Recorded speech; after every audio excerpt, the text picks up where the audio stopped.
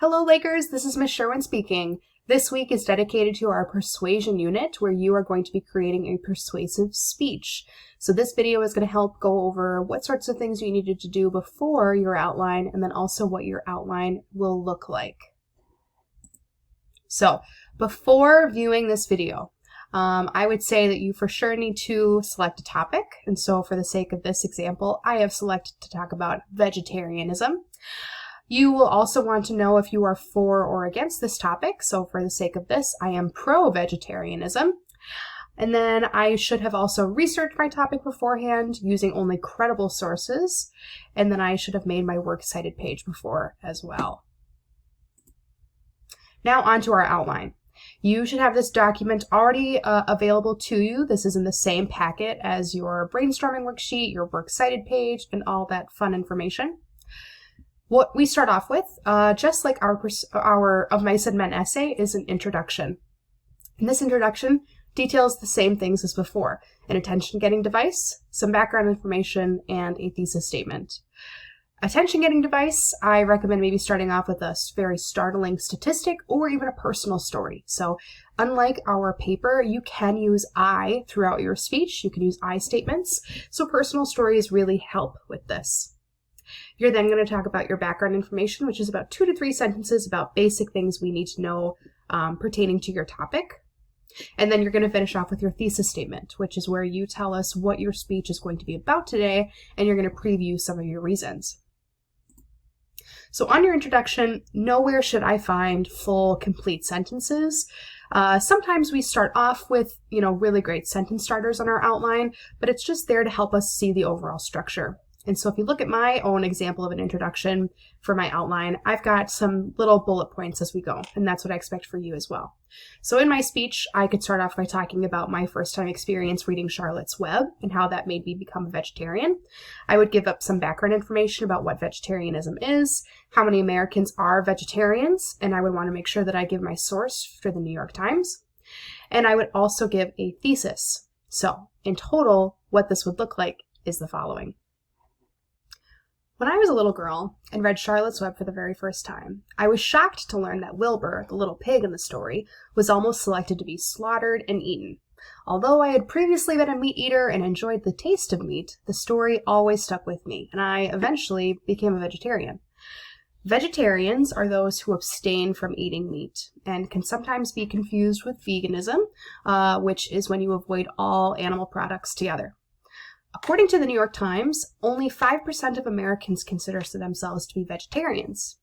Today, I'm going to be talking about why more people should make the choice to be vegetarian due to its environmental impact, its health benefits, and its efficiency. All right, so that was my introduction to my speech, which means that I then move on to my main point number 1.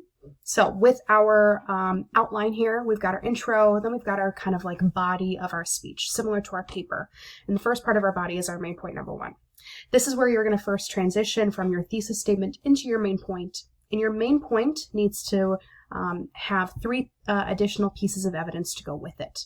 So with your pieces of evidence, you need to make sure that you're listing off the sources of where you find this, and you need to make sure that you're not just listing off facts, but you're actually making sense of them as you go, as if you're almost telling a story.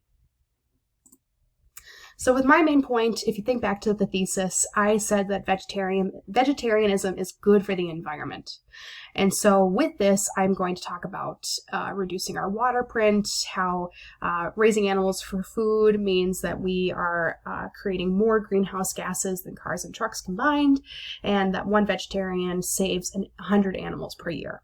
Okay, and I would also need to mention that my source here is downtoearth.org.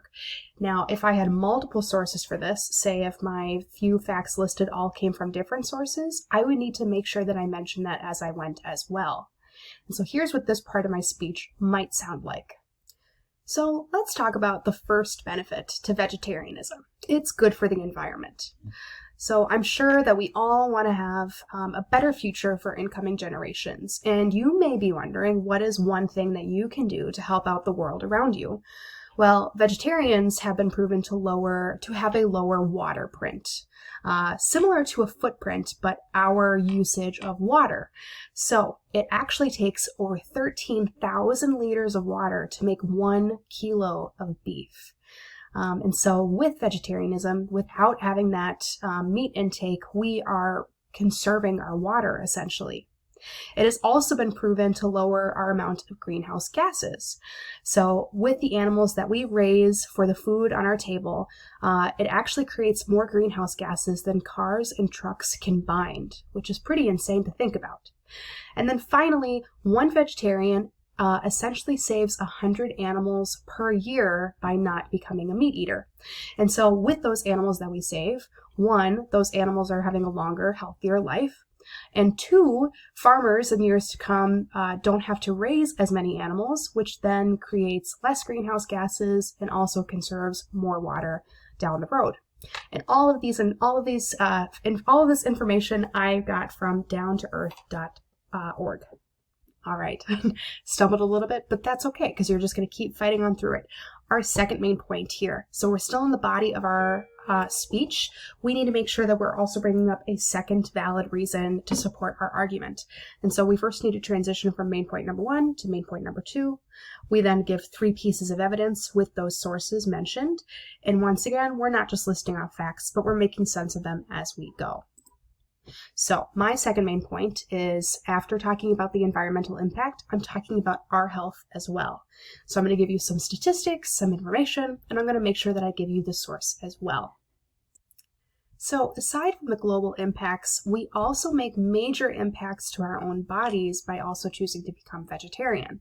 According to Harvard Health, there are many impacts and beneficial outcomes of becoming a vegetarian, such as your overall heart health. So vegetarians have been proven to have a lower risk of major cardiac events like heart attack or even heart disease. It also shows that people who are vegetarians for long amounts of time, I would say in my research I found that over 10 years, you have a lower risk of developing various types of cancer. It's still uncertain as to the long-term effects of this, but it's just shown in previous studies that it does lead to lower risk of developing cancer overall. And then finally, in terms of our health, we find that vegetarians have stronger bone health. And you may be wondering why and how does this happen? Well, it's because vegetarians, they have to rely on other aspects of their diet, such as vegetables, to get their vitamins and minerals. And things like bok choy, broccoli, and kale are incredibly high in calcium and can lead to stronger bone health overall. All right, team, we are more than halfway through our overall speech. Now we're getting into our final main point, and this is where we're actually going to mention our counter-argument.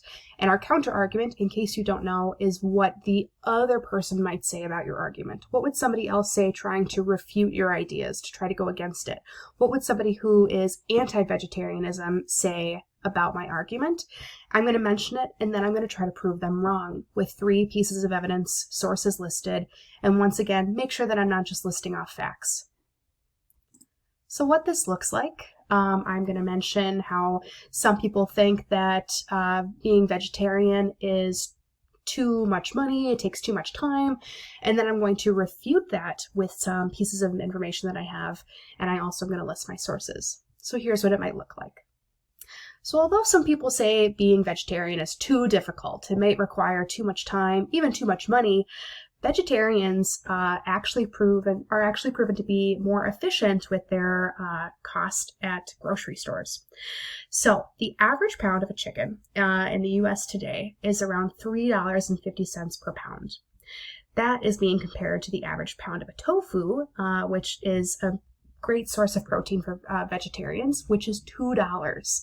So although that $1.50 price tag may not seem like a lot to you, over time, throughout a year, you are saving hundreds, if not thousands of dollars.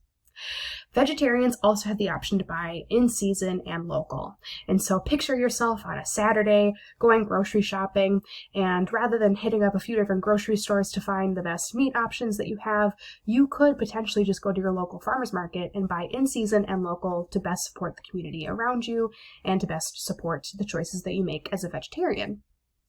You can also buy frozen fruits and veggies year-round. I know that whenever I go to like Cub or even Trader Joe's, I am always reliant in the freezer section to find those best frozen berries or frozen broccoli that I need if perhaps it isn't available to me in the normal refrigerated area. And this information I was able to find in the US News and also the Journal of Hunger and the Environmental Nutrition, especially when I looked at the average pound of chicken versus tofu. All right, everybody, I know this video is long, but we're so close to the end. Now is when I'm going to give my closing, which is when I restate my thesis, but not in the same words. I review my main points, and then I make sure to rehook my thesis at the very end. So I'm going to restate my thesis here, not in the same words. I'm going to talk about my environmental impact, that it's healthier for you, that it's more efficient, and then I'm going to find some unique way to let the audience know that, hey, I'm done with my speech. I'm connecting back to my Charlotte's Web story at the very beginning, and I'm making you ponder about it as well. So here's what it could look like. So in conclusion, today I talked about being a vegetarian and why there are so many benefits to becoming a vegetarian. Number one, it helps out the environment through our water print, greenhouse gases, and also just saving more animals on a yearly basis.